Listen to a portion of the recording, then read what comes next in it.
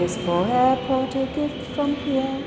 This is a story of a political decision by the Government of Canada that resulted in a ruthless land grab. On March 2nd, 1972, the federal and Ontario governments jointly announced plans for a second Toronto International Airport and the new town of Cedarwood in Pickering Township. Then came an avalanche of protests from everywhere. In October, expropriation notices went out. People lost land that had been in the family for generations. Others took the money and ran. Others held their ground and fought. The battle lasted 3.5 years. People or planes used every weapon in their arsenal, from leaked reports to legal briefs to street theater.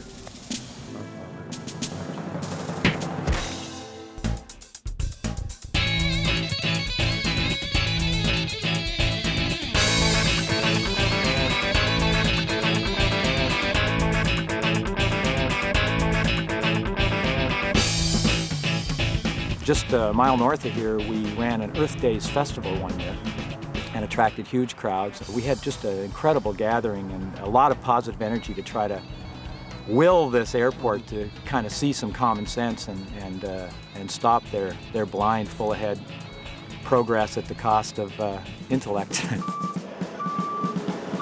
In August 1975, bulldozers leveled the first house. Local area residents are stunned at the destruction.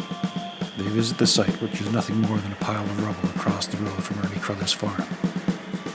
Ernie Crothers is the last holdout on federal land trying to save the farm that has been in his family for generations. Pop organizes a party at the farm.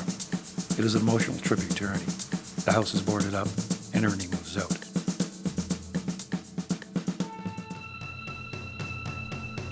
That night, Ann Howes, Francis Moore, and Brenda Davies take up residence in Ernie Crothers' boarded-up house and defy the bulldozers. I didn't know those women well, but they had fantastic energy and spirit.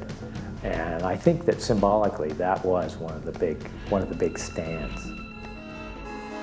Within an hour of the announcement, the padlock gates to the site are opened by security guards, and anti-airport campaigners drive through from all directions, honking horns. That evening, 200 Pop troops squeeze into 2 rooms in the farmhouse to cheer on their conquering general, Dr. Charles Godfrey. 3 years, 7 months, and 25 days after they began the fight, Pop members have a victory party. Oh, we had a great party that night. So a lot of people became aware of it, and gradually there was a big public feeling that this shouldn't happen, and the public pressure on the politicians, and it essentially got canceled. But we did get expropriated. We're standing on federal land now. They own this property, and you know the bureaucrats are still there saying, well, we'll get that airport in yet. For the next 20 years, Transport Canada continued to quietly plan an airport. In July 1998, a small article appeared in the Toronto Star announcing the federal government's intention to declare the Pickering lands as an airport site. It was met with immediate opposition. The sheer size of the rally caught them off guard. You know, when we showed up with the placards and stuff, they were assembled across the street at the Hub Plaza and marched across. The government bowed to public pressure, deferred airport designation, and buried the process in a stakeholders committee to explore the alternatives.